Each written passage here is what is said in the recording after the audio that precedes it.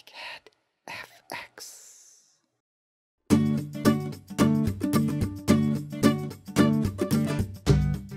Now I'm going to take some naphtha and my brush again, and I'm just going to clean off this edge here where there's clay showing. Just want to take all this away here because I want that surface to be as clean as possible because we want a super nice feathered edge there. So it's always important to clean up the area where your feathered edge will be, because that feathered edge is what blends it into the skin of that person. So I'm just taking a paper towel. I'm just trying to clean it up as best I can. Just like that. Now before I add the wall around this so that I can pour plaster on it, I'm going to actually put a smaller wall around it that's going to be kind of flat. This wall is going to act as a dam for the silicone. Now we're going to add our wall around the piece, and this wall will be our retaining wall for our plaster. So that we can keep this wall solid on the table, I'm going to pinch it down with my little sculpting knife. Now I'm going to take some, this is called epoxy parafilm. It's in the description below. This is actually a parafilm spray. So it's a parafilm spray that will be used as a mold release. So I'm coating the entire surface with this. You can use other type of spray mold releases if you want, or if you don't want to use a mold release, you really don't have to with this type of procedure. It'll just be a little harder to get the clay out, but you can do it this way. And also, if you want to, you can actually even use PAM, spray PAM in it, paint it on with a soft brush. Take a brush and just make sure it's in there really well. Not heavy, you don't want it beating up anywhere, you just want it to be coated.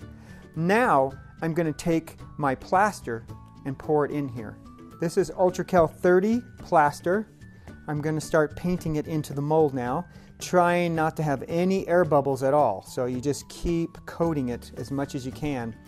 Ultra-Cal 30 plaster is a very strong plaster used in the special effects makeup industry a lot, and pretty much just about any kind of molding done with a plaster is used with this type of plaster.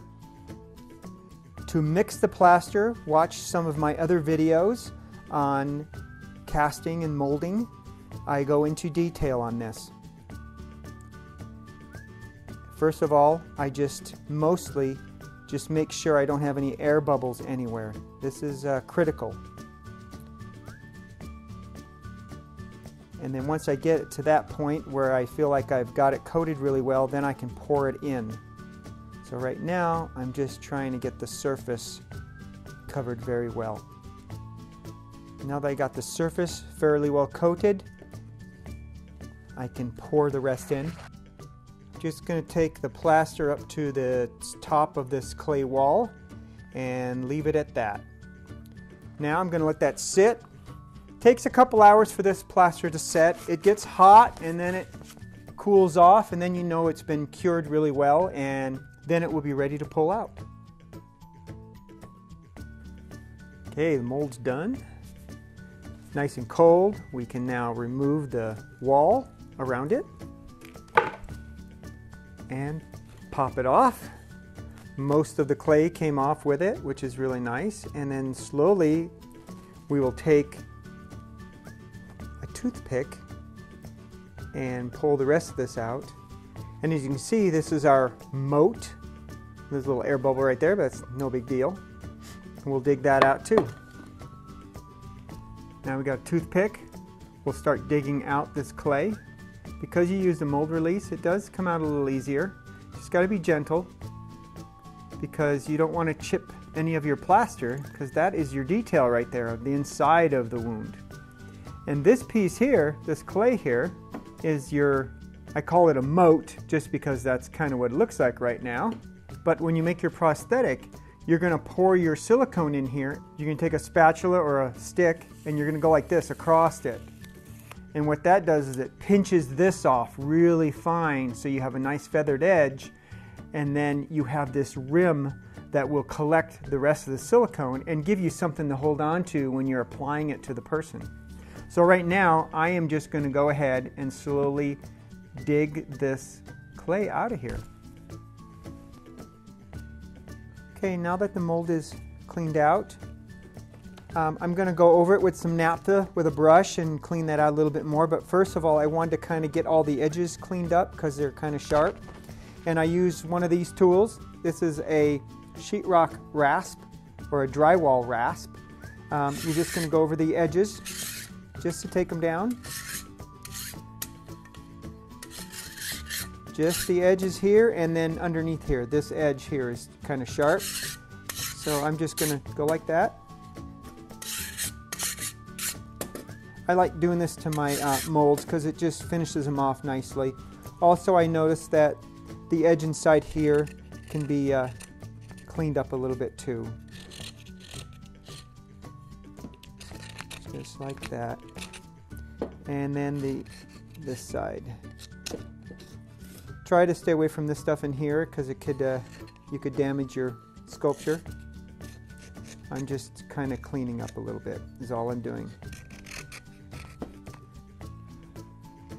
I loaded the brush with some naphtha and now I'm just going to brush over it. And this is how you get your clay out of your mold. Eventually the naphtha will dissolve that clay so that you can clean it up. Okay, now to get the naphtha out, I'm going to get all the naphtha out of the brush and then I'm going to go around my sculpture and have the brush kind of absorb the naphtha so that it'll clean it up, and then I get more of the naphtha out of it and go around it again.